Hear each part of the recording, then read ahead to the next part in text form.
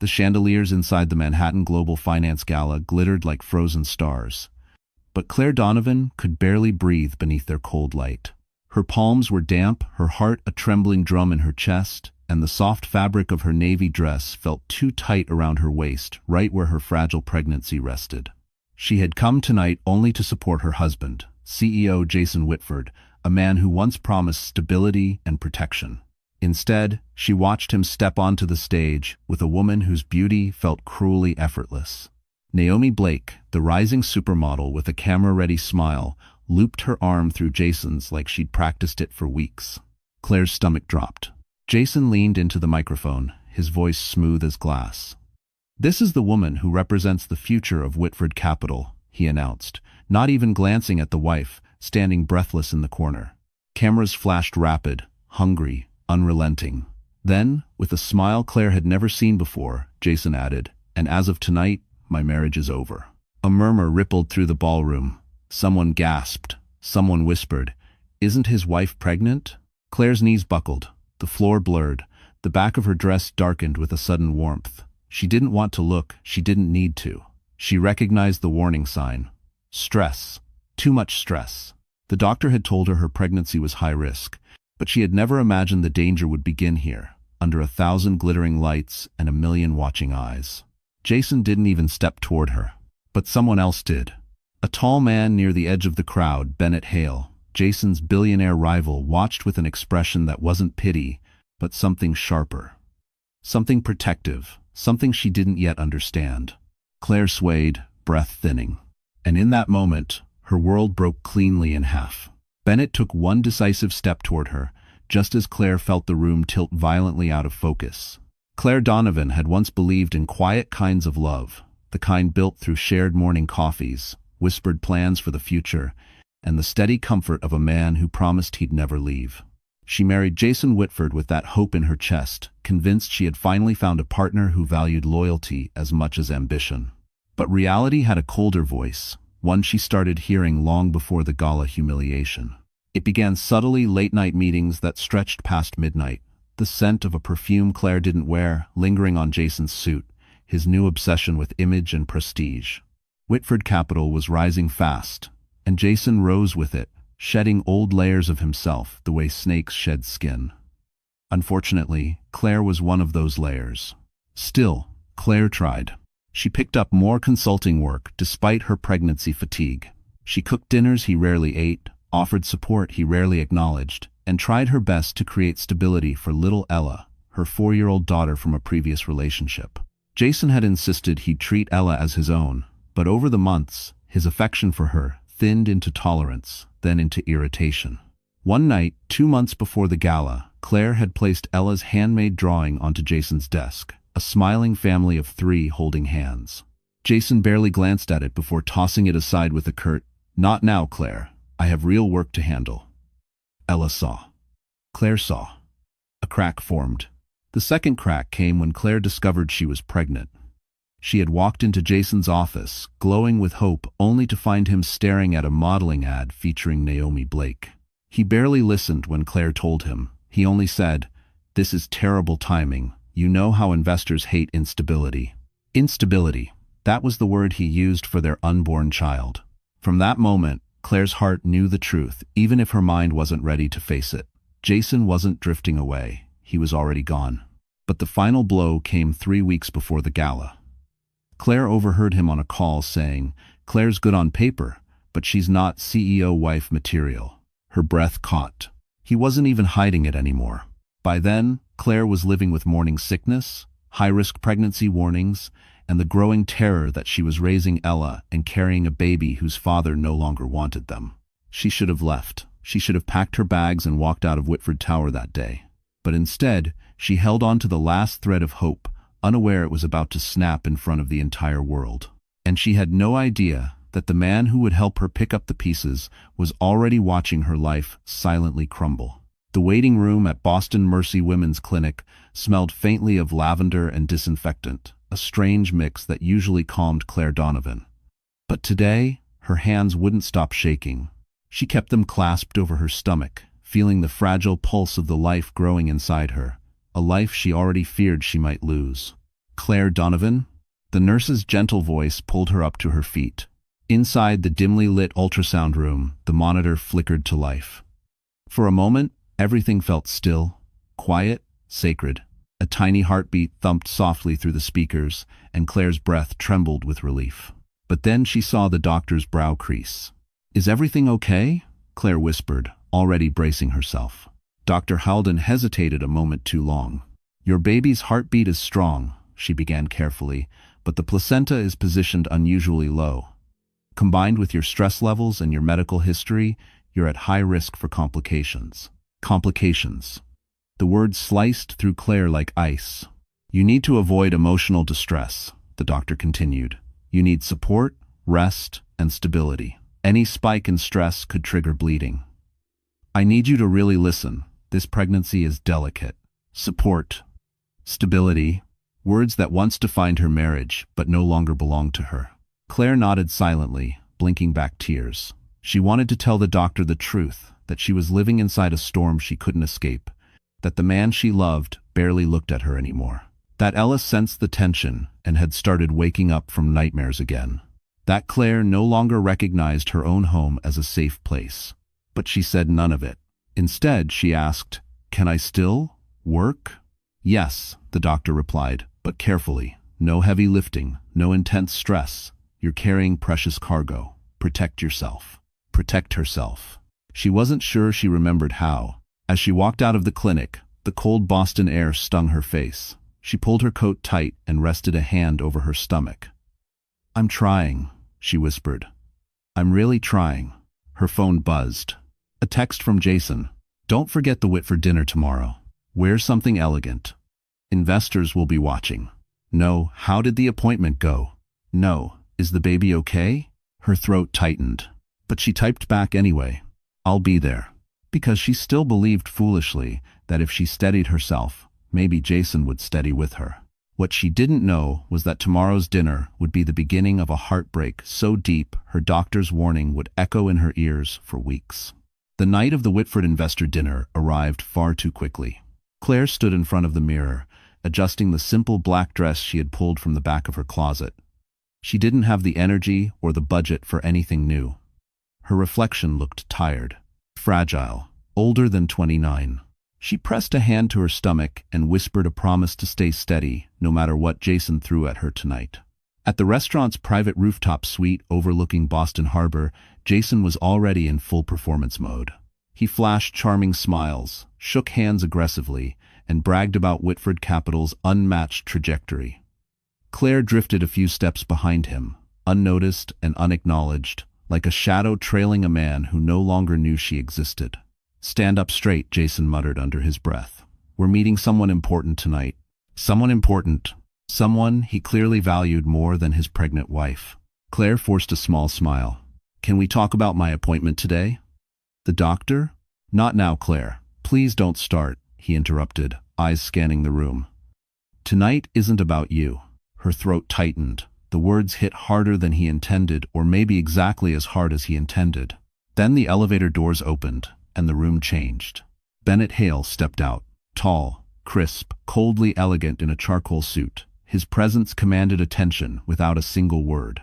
Conversations quieted, glasses paused midair, and Jason's posture stiffened with a flicker of insecurity he hoped no one saw. Claire felt her breath catch. She recognized him instantly, the man who had watched her break at the gala just days earlier, the man who looked at her not with pity, but with something impossible to name. "Bennett." Jason forced a smile, too wide. "Didn't expect you tonight." "I'm sure you didn't," Bennett replied calmly, his eyes drifting not to Jason, but to Claire. Their gazes met, and in that brief second, Claire felt seen. Not as a burden, not as an inconvenience, but as a woman standing on the edge of a cliff she didn't choose. Jason stepped between them, blocking the moment. "This is Claire," he said flatly, as if presenting a minor employee. "She's here." Bennett's brow lifted slightly. "I know who she is." Jason blinked. Claire froze. Bennett extended a hand toward her. "Mrs. Donovan, we've crossed paths before. I'm glad to see you again." It's... Jason shot her a sharp look, as if her existence beside him was suddenly dangerous. And for the first time, Claire sensed a shift in the air, a quiet warning that Jason's control over her life was about to crack in ways none of them could predict. Claire Donovan had grown used to discomfort Jason's cold silences, the long nights waiting for him to come home, the way he corrected her in front of others. But nothing prepared her for the knife he was about to twist publicly, deliberately, and without a shred of regret. The investor dinner was nearing its peak when Jason raised his glass for a toast. Claire stood beside him, doing her best to steady her breathing. She could feel the strain in her abdomen, the faint tightening her doctor had warned her about. Stress. Too much stress. Tonight, Jason announced confidently, marks the beginning of a new chapter for Whitford Capital. It makes 4,000. Claire tried to smile, but the room suddenly felt colder. Jason continued, as we expand, image becomes more important than ever. Our partners expect leadership that reflects excellence from top to bottom. A few heads nodded. Then Jason turned slightly, giving Claire only the edge of his gaze. And sometimes, he added, that means making hard decisions, even in our personal lives. A quiet ripple moved through the room. Claire blinked. He wouldn't. He couldn't. Jason set down his glass with a sharp click. Effective next week, Claire and I will be separating. The air dropped out of the room. Someone gasped. Someone whispered, isn't she pregnant? Claire's world spun. Her breath caught painfully in her throat. Heat rose to her face as every pair of eyes in the room landed on her, dissecting her humiliation in real time. Jason, she whispered, voice trembling, please don't. This is not the time for emotion. He cut in, smiling tightly at the guests. Claire and I simply don't align with the company's future. Align. As if she were a malfunctioning piece of equipment he was discarding. Claire felt dizzy. Her hand instinctively moved toward her stomach. The tightening worsened. She swallowed hard, fighting the rising wave of panic. Across the room, Bennett Hale stood perfectly still, his expression unreadable, but his gaze focused, unwavering, burned through Jason's polished performance. When Jason stepped away to greet another investor, Claire slipped toward the terrace door, desperate for air. Her hands trembled uncontrollably as she pushed it open, the cold breeze hitting her like a slap.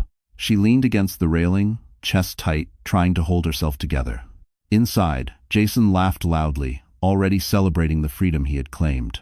She felt something inside her crack, the kind of crack that doesn't mend. What she didn't realize was that Bennett, silently watching from behind the glass, had just seen enough to make his first irreversible decision about her future. Claire stepped onto the terrace, the cold air cutting through her thin dress like a blade. She gripped the railing, willing her breath to steady. Her doctor's warning echoed in her head. Avoid emotional distress. But how does a woman avoid distress when her husband just discarded her in front of Boston's most powerful? Inside, laughter swelled again. Jason laughed harder. Claire's heart cracked a little more. She closed her eyes, whispering, please, not now, as a sharp spasm gripped her abdomen. Panic fluttered in her chest. She pressed a hand over her stomach, praying the baby could hear her. Hold on. Mommy's trying. Claire? Her eyes snapped open. Bennett Hale stood in the doorway, the Amber City lights haloing behind him. He looked nothing like the ruthless businessman newspapers painted him to be. In this moment, he looked concerned. You shouldn't be alone right now, he said gently.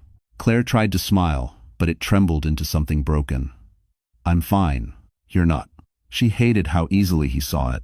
Bennett stepped closer, lowering his voice so the guests inside couldn't hear. What Jason did in there was calculated, cruel. That wasn't a mistake, it was a performance. Claire swallowed, blinking back tears. He wanted them to see it. He wanted them to see me fail. You didn't fail, Bennett said, surprising her with the softness in his tone. He did. Before she could answer, the door burst open. Jason stormed onto the terrace, jaw tight, irritation flashing across his face. Not concern, not regret, just inconvenience. What are you doing out here? He snapped. The investors think you ran off crying. Claire flinched. Bennett's expression darkened. I just needed air, she whispered.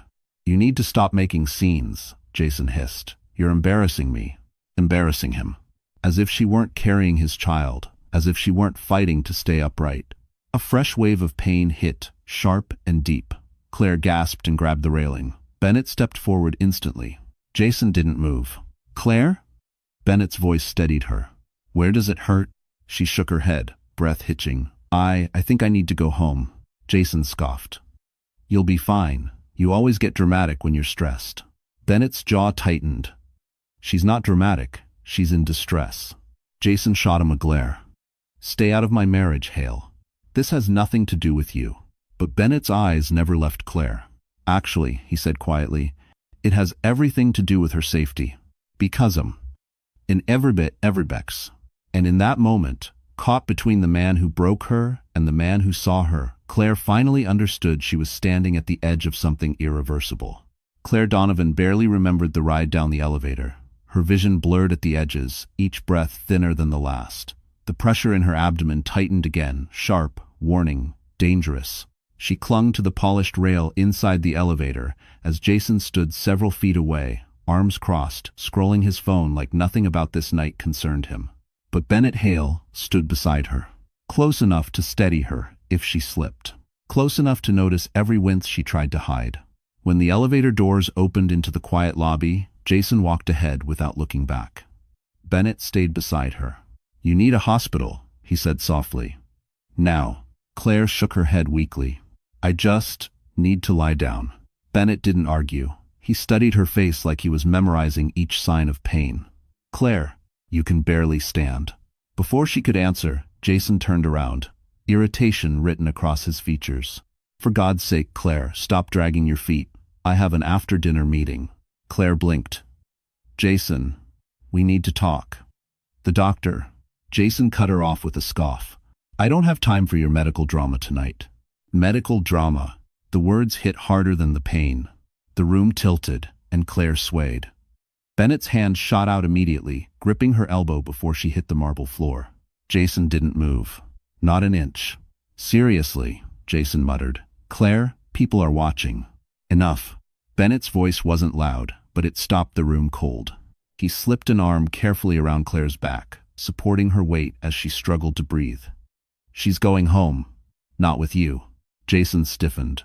She's my wife. End quote. When quote for 7. For now, Bennett replied calmly. But you abandoned her publicly tonight. And in her condition, that makes you negligent.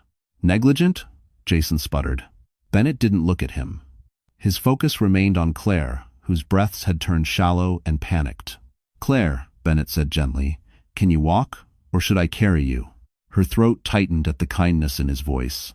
I can try. She couldn't. The moment she took a step, her knees buckled.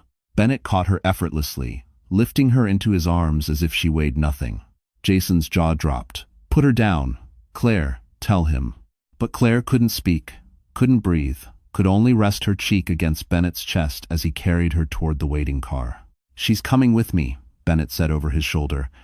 And if you know what's good for you, Jason, you'll stay out of the way. And stand 2024. And as the car door closed behind her, Claire realized the night she lost everything might also be the night someone finally chose to save her. The ride to Bennett Hale's penthouse was quiet, but not peaceful. Claire lay half reclined in the back seat, her fingers trembling against the leather upholstery as she fought through waves of tightening in her abdomen. Bennett sat beside her, giving calm, steady instructions to his driver, every word clipped with urgency but never panic. Jason did not follow. He didn't call, didn't text, didn't even ask where she had gone. That truth hurt more than the cramps. Bennett reached for the blanket stored in the side compartment and draped it gently over Claire. Breathe slowly, he murmured. You're safe now. Safe. She hadn't felt safe in a long time. By the time they reached the penthouse, the city lights blurred behind a film of tears. The building itself was quiet, almost reverent, with marble floors and soft golden sconces lining the halls. Bennett walked with her to the elevator, one steady hand over her back. But the moment the doors closed, Claire whispered. He didn't even look back, Bennett. His jaw tightened. Some men don't realize what they're losing until it's already gone. Claire swallowed hard. And some men never cared to begin with. ID. When the elevator opened, the spacious penthouse greeted them floor-to-ceiling windows overlooking Manhattan. A clean, modern interior, everything warm and quiet. Too quiet.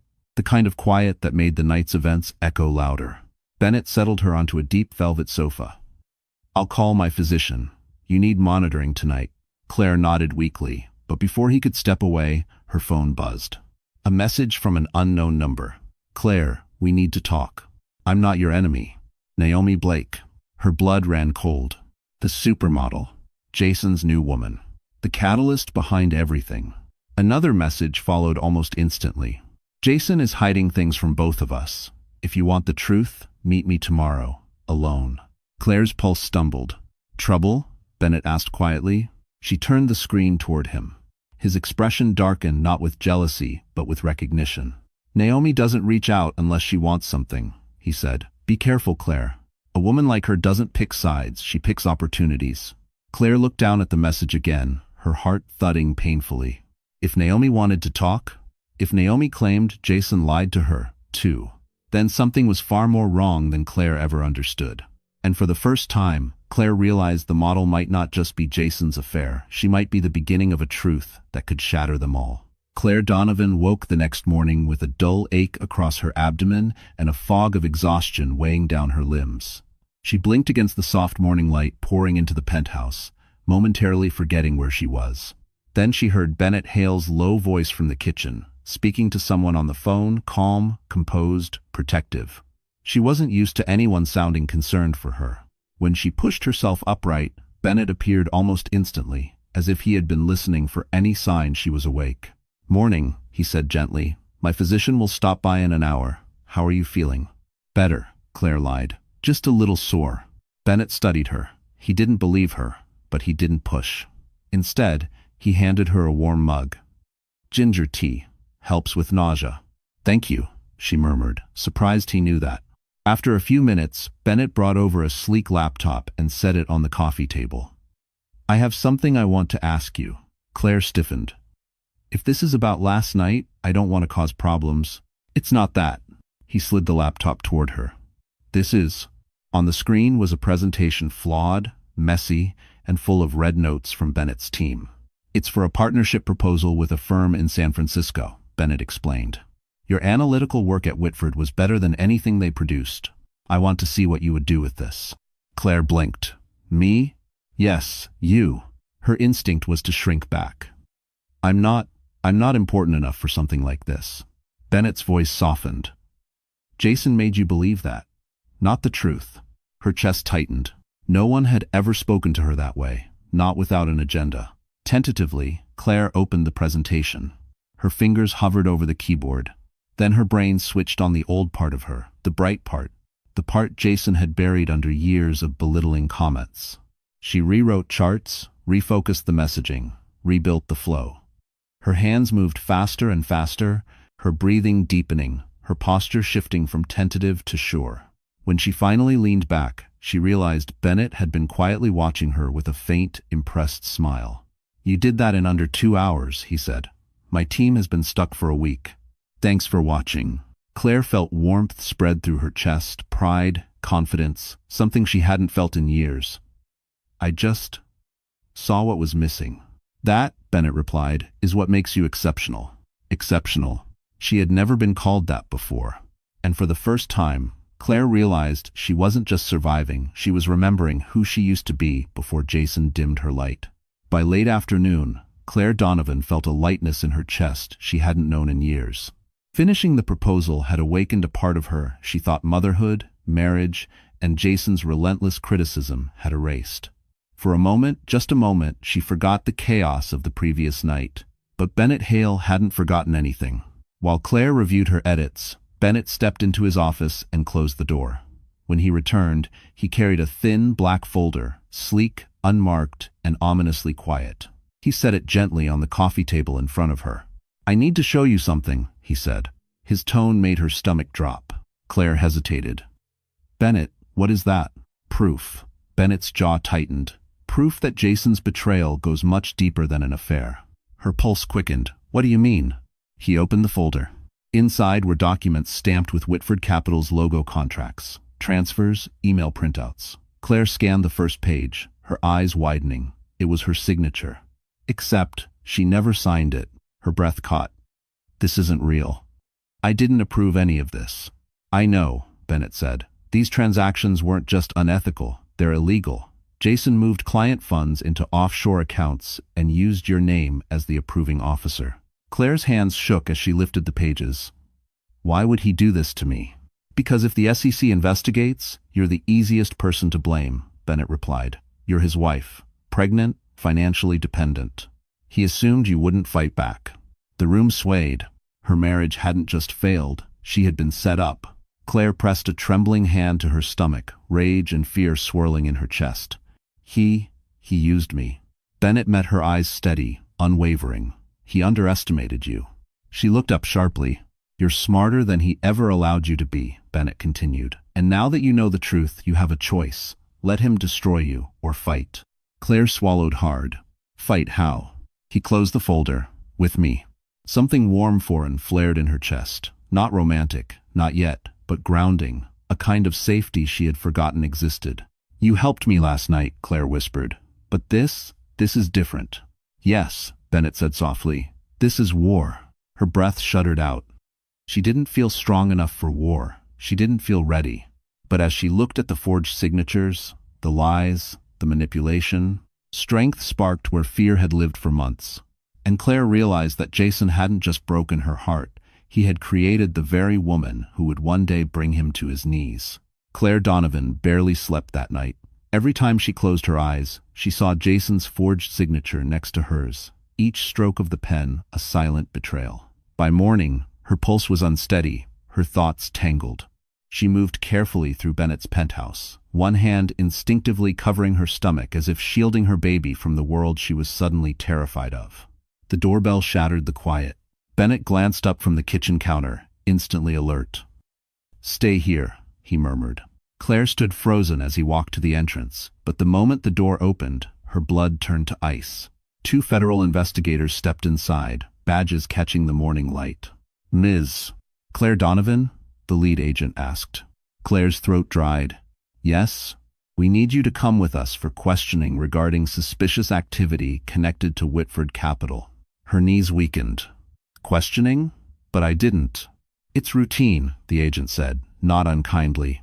But the sooner we begin, the better.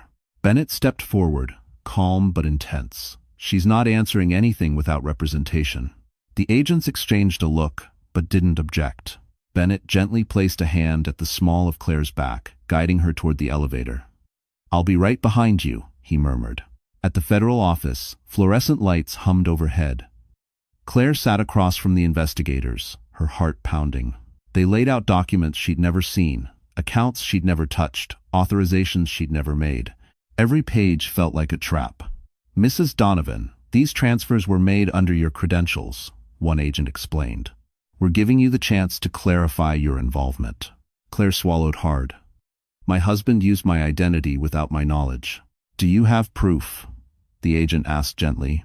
She hesitated, but then remembered Bennett's folder. Yes, she whispered, I do. Hours later, when the questioning finally ended, Claire walked out of the building, feeling hollow but strangely lighter. The truth was out. The lies were no longer just hers to carry. Bennett waited on the sidewalk, leaning against his Mercedes, a storm of unreadable emotion in his eyes. When she reached him, she finally broke. He tried to make me the fall person, she whispered. He wanted me to take the blame. He won't succeed, Bennett said firmly. I won't let him. Claire's breath trembled, her hand pressing to her stomach as a small, reassuring flutter answered her panic. Her baby was still fighting. So would she. And as Bennett opened the car door for her, Claire understood something powerful. Jason had underestimated the wrong woman, and she was just beginning to rise. The sky over Manhattan was a bruised gray when Bennett Hale guided Claire back into the penthouse. She moved slowly, her body aching from hours of fear and interrogation. But as soon as the door closed behind them, Bennett handed her a glass of water and crouched to meet her eyes. You're safe now, he said quietly. No one had said those words to Claire in years, not with meaning. She sat on the couch, exhaling shakily. Her hand drifted instinctively to her stomach. The baby's faint movement was a whisper of reassurance, a reminder that she wasn't fighting alone. Bennett took a seat across from her, his posture strong, steady. The investigation will intensify, he said. Jason is going to panic. When men like him panic, they get reckless. Has it won? Claire's stomach twisted not from fear, but from the familiar shame of being tied to someone so destructive. He never loved me, she whispered. Not really. I think I was convenient. Bennett's expression softened. Convenience doesn't build a life. You did that on your own, Claire. You raised Ella. You built your career. You survived a man who tried to erase you. She blinked rapidly, emotions tightening her throat. I didn't survive. Not really. I let him dim every part of me. End quote. You're wrong, Bennett said. You're still here. That means you didn't break.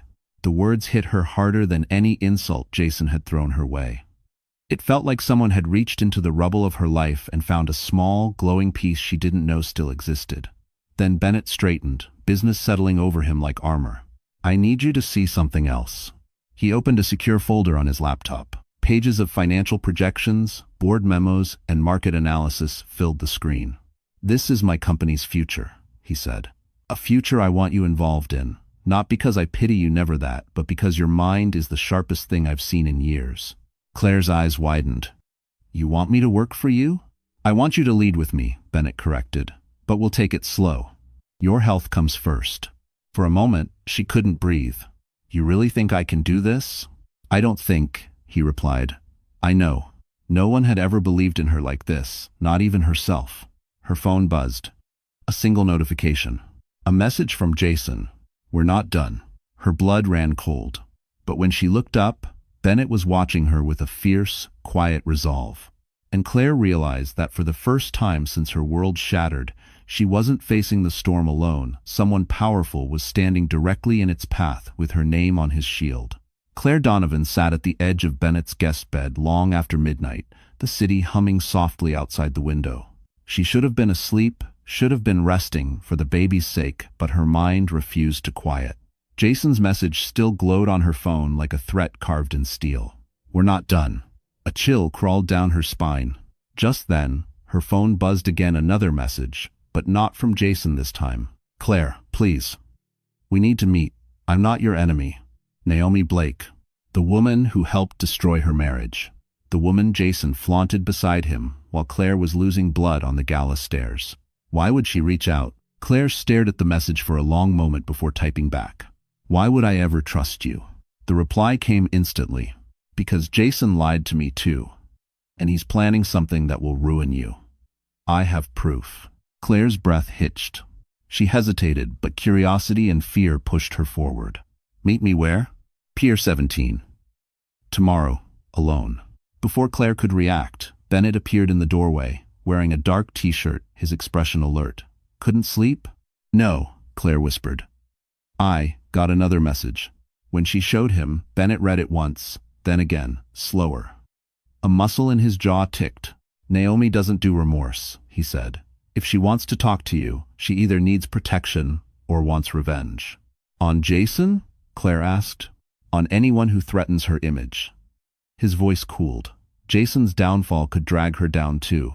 If she's flipping sides, it's not out of kindness. Claire exhaled shakily. Should I meet her? Bennett sat beside her, not touching her, but close enough for her to feel his steadiness. You don't go alone, he said firmly.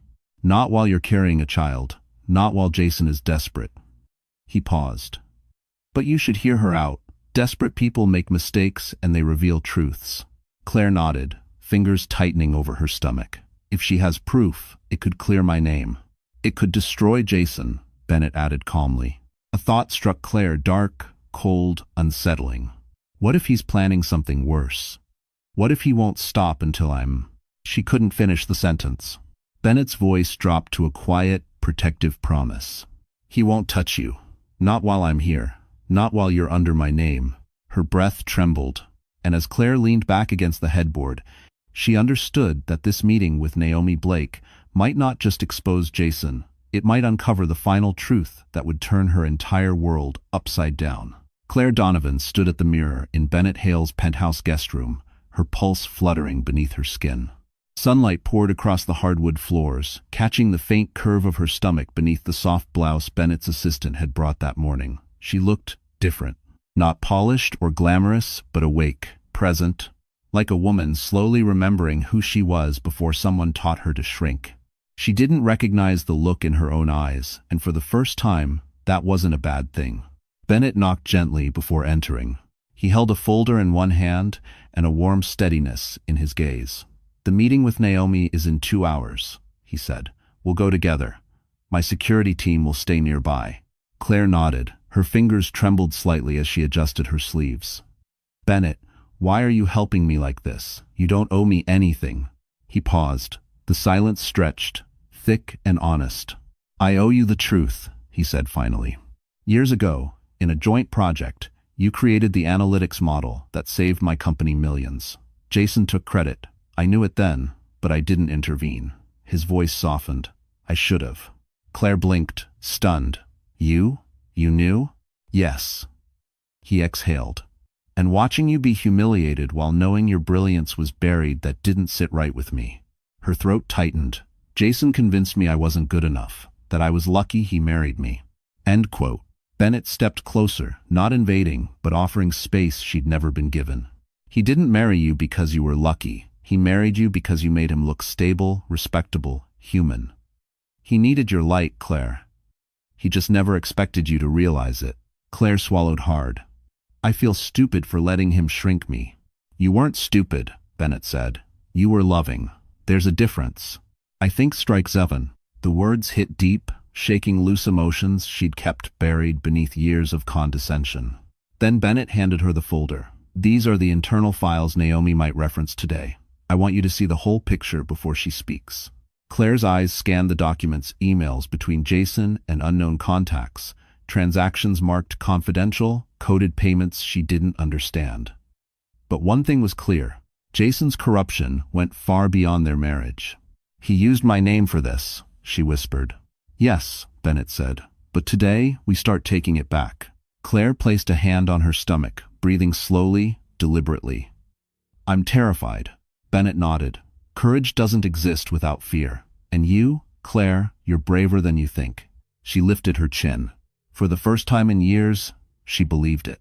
And as she followed Bennett out the door, Claire realized she was stepping not into danger, but into the beginning of the woman she had never been allowed to become. Pier 17 was colder than Claire expected. The wind off the water nipped at her cheeks as she stood beside Bennett, who kept a careful distance, close enough to protect, far enough not to overwhelm. His security team lingered in the background, discreet but alert. Naomi Blake arrived 10 minutes late, wrapped in a beige trench coat, sunglasses covering half her face. But even behind the glamour, Claire sensed something different, fear, sharp and restless. Naomi glanced around before stepping closer. "You didn't come alone." Claire lifted her chin. "I'm done walking into traps." Naomi smirked softly. "Good, because Jason is setting one for you." Those words sliced straight through her. "Explain," Claire said. Naomi pulled out her phone, swiping to a series of screenshots, emails from Jason, messages to intermediaries, coded notes regarding offshore accounts. But the most damning part was the last message. "Claire signs everything. She doesn't even read it. If the investigation lands, she'll take the fall." Claire felt her knees weaken. "He planned this?" Naomi nodded. "From the moment he knew you were pregnant. He said you'd be too emotional, too distracted to notice. But then I found out he was using my name in side deals too. I won't go down for him."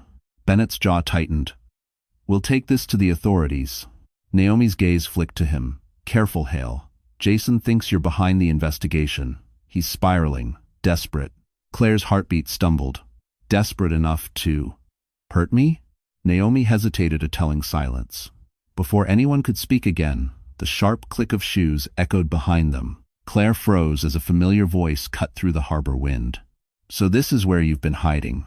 Jason Whitford stepped forward, eyes bloodshot with fury, jealousy, and something much darker. He looked at Claire, not Naomi, not Bennett, her. "You ran off with him." Jason spat. "After everything I've done for you?" Claire's breath caught. "Everything you've done? Jason, you set me up for felony charges." Jason's expression twisted. "I did what I had to do. You were dead weight." And Fortman. Bennett stepped between them, calm but threatening. "You need to leave. Now." Jason's eyes darted to Bennett's hand, hovering protectively near Claire. Something snapped inside him. "You think she's yours? She's my wife." "Until the paperwork clears," Bennett said coolly. "And trust me, Claire is not coming back to you." Jason lunged forward. Bennett moved faster. He blocked Jason with one arm, forcing him back with effortless strength. Jason stumbled, caught off guard by a man who refused to break. Security closed in. Jason glared at Claire, voice cracking with rage. "You'll regret this." But Claire didn't flinch. For the first time, she wasn't afraid of him. And as Bennett guided her away, Claire knew this confrontation wasn't the end. It was the moment Jason realized the woman he tried to break was rising beyond his reach. Jason Whitford didn't disappear after Pier 17. If anything, the encounter cracked something volatile inside him, and like every man who has coasted too long on power without consequence, he mistook fear for control. 2 days later, Claire Donovan watched breaking news scroll across Bennett Hale's massive living room TV. Whitford Capital stock plunges after internal leak. CEO under scrutiny for financial misconduct. Her breath caught. Images of Jason being swarmed by reporters flashed on screen, his hair disheveled, his polished confidence replaced by frantic denial. "This is only the beginning," Bennett murmured beside her, arms crossed as he studied the report. "The files Naomi gave you were enough to trigger an audit. The SEC is moving fast." Claire swallowed. "He'll blame me." "He'll try," Bennett said, "but he no longer has the power to make it stick." Still, Claire couldn't shake a cold heaviness in her chest. She had once loved that man. She had once built a life with him. Watching his empire crack felt like watching a version of herself crumble again, but this time, she wasn't the one shattering. The doorbell interrupted her thoughts. Bennett's security checked the hallway, then opened the door. Her little girl, Ella, ran in her curls bouncing, eyes lighting up when she saw her mother. Claire dropped to her knees, gathering her daughter into her arms. The tension in her chest finally loosened, but the moment Claire lifted her head, Bennett saw it, the shadow passing across her face. Relief and sorrow tangled together. "You're safe with Bennett, Mommy?" Ella whispered. Claire nodded, pressing a kiss to her forehead. "Yes, sweetheart, we're safe." Later that afternoon, Bennett invited Claire into his office. He gestured for her to sit, then slid a document toward her, a polished, elegant job contract. "I want you to join Hale Industries officially," he said. "Director of Strategic Development." Claire froze. "Bennett, I don't know if I'm ready." "You are." His voice was firm. "You proved it the moment you rebuilt that proposal, and I want you in a position where Jason can never control your life again." Her eyes filled. Not with fear, but with something stronger, something she hadn't felt in years. Before she could respond, Bennett's phone buzzed. He checked the screen, his expression hardened. "It's the SEC," he said quietly. "They just raided Whitford Capital. Jason's hiding assets." Claire exhaled slowly, a tremor running through her. Jason wasn't just falling, he was unraveling. And as Bennett closed his office door, Claire realized her rise had already begun, long before Jason even knew she had wings. Claire Donovan woke before dawn, a sharp cramp tearing through her abdomen. For a moment she lay still, frozen in fear. Then another wave hit deeper, heavier, terrifying. She struggled to sit up, clutching her stomach. "Not now. Please, not now." She swung her legs off the bed and tried to stand, but her knees buckled. A strangled gasp escaped her lips. "Claire?" Bennett's voice came from the hallway, sharp with alarm. He reached her side in seconds, just as she doubled over. "It hurts," she whispered, breath shaking. "Something's wrong. The baby." His face paled, but his movements were steady. "We're going to the hospital. Now." "I weigh." He scooped her into his arms before she could protest. Her fingers clutched at his shirt as he carried her toward the elevator. Every jolt of pain made her vision flicker. "Stay with me, Claire," he murmured as the elevator descended. "Just breathe. I've got you." Outside, his driver held the car door open, but Bennett didn't hand her off. He climbed into the back seat with her still in his arms, holding her through every contraction-like surge. Claire pressed her face against his shoulder, tears slipping free. "I'm going to lose him," she choked. "You're not," Bennett said fiercely. "Your son is strong, just like you." The ride to the hospital blurred into sirens, streetlights, and Bennett's steady voice anchoring her through the pain. Nurses whisked her into a triage room the moment they arrived. Bennett refused to remain outside quietly, but firmly insisting he was family until they allowed him in. Inside, machines beeped. Doctors spoke in calm, urgent tones. "Severe stress," one murmured. "Possible placental tearing." another said. We need to stabilize her immediately. Claire's breath fractured. Please, please save my baby. Bennett stepped closer, gently gripping her hand. Look at me, Claire. Don't listen to anything else. Just listen to my voice. Her panic slowed. Just enough. Minutes stretched like hours until the doctor finally stepped back from the monitor. The heartbeat is strong, she announced. Your son is fighting. You're not losing him tonight. A sob tore from Claire's chest. All the fear she'd held in for weeks broke free. Bennett exhaled shakily, brushing a hand through his hair. He looked like a man who had been holding his breath underwater. When the room emptied and Claire lay quietly, exhausted but safe, Bennett whispered, You scared me today. She looked at him, eyes glassy. I was scared too, as Resin. But his next words sank deeper than the pain, deeper than the fear. You're not going through another night like this alone. Not ever. And as Claire drifted into sleep, she realized something breathtaking. Her son had chosen to live, and maybe, just maybe, she was finally choosing life too. By the next morning, the world outside Claire Donovan's hospital room had already begun to shift. News outlets buzzed with rumors, analysts dissected Whitford Capital's implosion, and Jason's once untouchable reputation was unraveling thread by thread. But the real explosion, the one that would detonate everything, was about to come from the person no one expected. Naomi Blake. Claire was resting when Bennett stepped inside, holding his phone with an expression halfway between disbelief and grim satisfaction. You need to see this, he said quietly. He pulled up a live stream from a major news network. The headline made Claire sit up straighter, heart thudding. Supermodel Naomi Blake breaks silence on Whitford scandal. Naomi sat before a cluster of microphones, looking poised, yet rattled. Claire watched as the woman who'd once smiled beside her husband now trembled under the weight of truth. I'm here, Naomi began, because I finally understand the kind of man Jason Whitford is, and I won't protect him anymore. If you do it at Mar, Claire's breath caught. Naomi continued, voice steadying. I have provided federal investigators with emails, proof of fraudulent transfers, and messages showing Jason intended to use his wife Claire Donovan as the scapegoat for crimes he orchestrated. A wave of murmurs swept through the press. She wasn't done. He told me Claire was weak, that no one would believe her. He mocked her pregnancy. He said a woman like her was disposable. Naomi's voice faltered, then sharpened like a blade. I will not let him destroy her, not after what he tried to do to me. Claire felt her throat tighten, not with sympathy, but with a strange, complex shock. She hadn't expected Naomi to be a hero. She hadn't expected her to be anything but another wound. But in this moment, Naomi was detonating Jason's life from the inside out. Bennett muted the phone. This will accelerate everything. Claire pressed a shaking hand to her stomach. She didn't have to do that. No, Bennett agreed. But she wanted the world to know the truth, and she wanted to save herself. Either way, it helps you. Before Claire could respond, Bennett sat beside her. Jason will spiral harder now. His alliances are gone, his company is bleeding, and the narrative is shifting in your favor. Claire stared at her trembling hands. I never wanted revenge.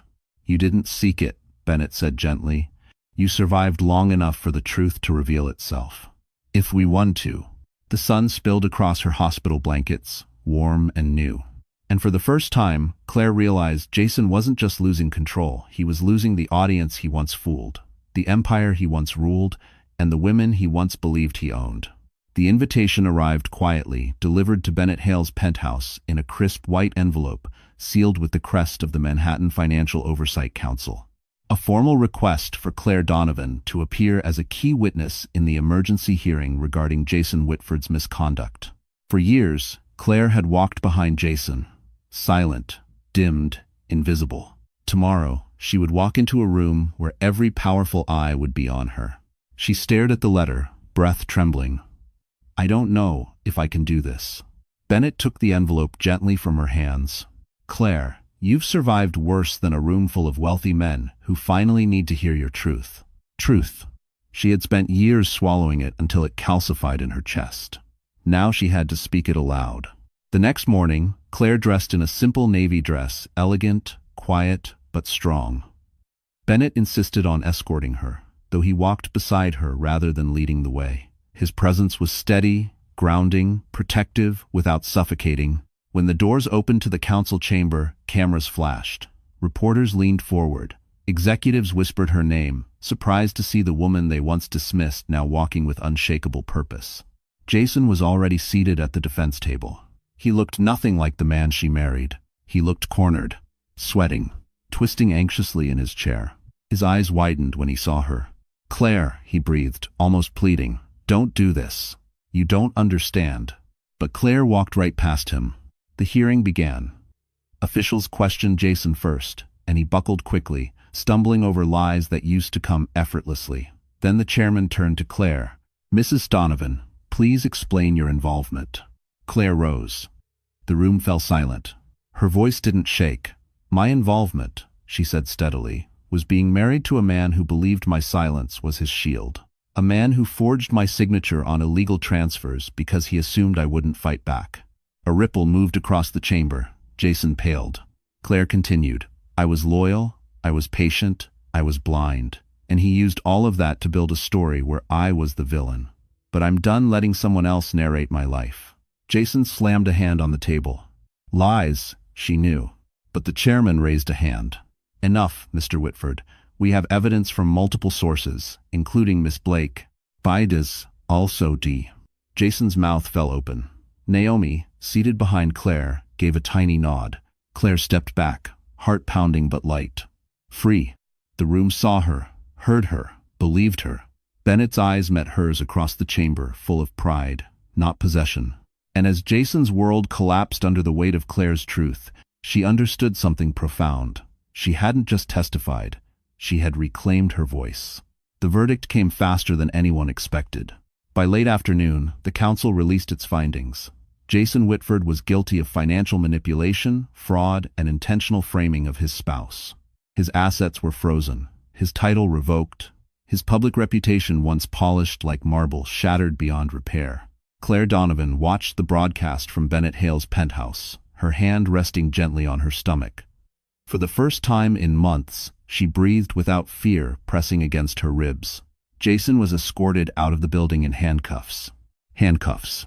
A man who once dictated her every step was now stumbling through a sea of cameras, exposed and alone.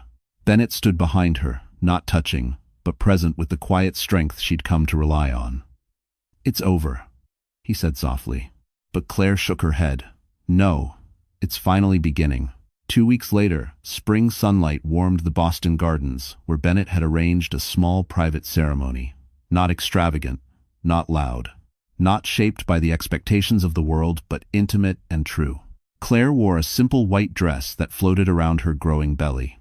Ella held a bouquet of baby's breath as she twirled through the grass, giggling with the freedom of a child who finally felt the tension leave her mother's body. Bennett waited beneath an archway of soft ivory roses.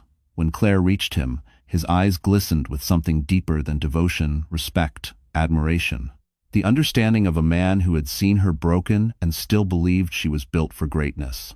"You don't have to do this," Claire whispered, tears softening her words. "I know," Bennett replied, "but I want to. Not because you need saving, Claire. You saved yourself long before I arrived. I just want to walk beside the woman who learned to walk alone." Her heart swelled. Slowly, she nodded. They exchanged vows, quiet, honest, unafraid, and for the first time in her life, Claire felt chosen for who she truly was, not for what she could hide or fix.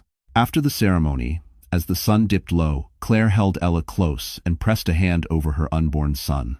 A new family, a new chapter, a new name she wasn't afraid to claim. Later, as the guests drifted away, Claire stepped aside to breathe in the evening air. Bennett joined her, slipping his hand into hers. "You made it," he whispered. Claire smiled. "I didn't think I would." "That's the thing about women like you," Bennett said. "You survive storms that were meant to drown you." Her eyes softened, and Claire realized the truest lesson of all. She hadn't risen because someone lifted her. She had risen because she finally remembered she could stand. And just like that, our story comes to a close. But you, my wonderful friend, watching this, you're still here with me, aren't you? If you've stayed until this very moment, then something in Claire's journey must have touched your heart in a way that words alone can't explain. And maybe, just maybe, it reminded you of your own strength. Life has a way of breaking us open before it lets the light in.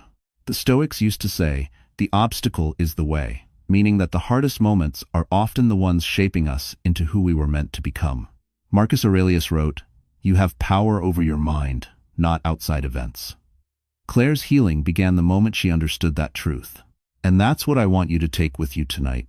You are stronger than the storm you survived. You deserve the kind of peace that doesn't ask you to shrink. And you are allowed to rise, even if someone once convinced you that you couldn't. If this story moved you, please like, share, and subscribe. Not for the algorithm, but so these stories of healing and justice can reach someone who needs them as much as you did. We're in this together. You're not alone.